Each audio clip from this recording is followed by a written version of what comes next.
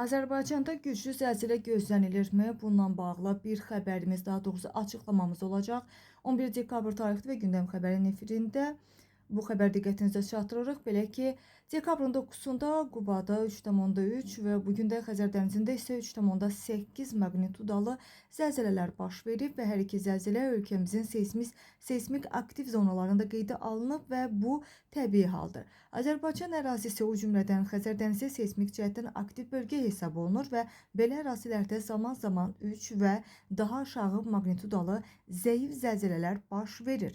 Mövzunun aktuallığını nəzərə alaraq tanınmış seysmoloq Ənvər Əliyevlə bir müsahibə açıqlama alınıb və o kommentə açıqlamasında bildirib ki, Xəzər dənizi regionun ən mürəkkəb tektonik zonalarından biridir.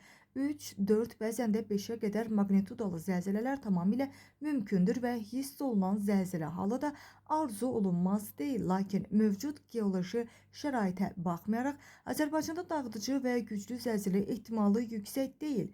Ölkədə hazırda baş verən kiçik təkanlar mütləq böyük zəlzələnin siqnalı sayılmamalıdır.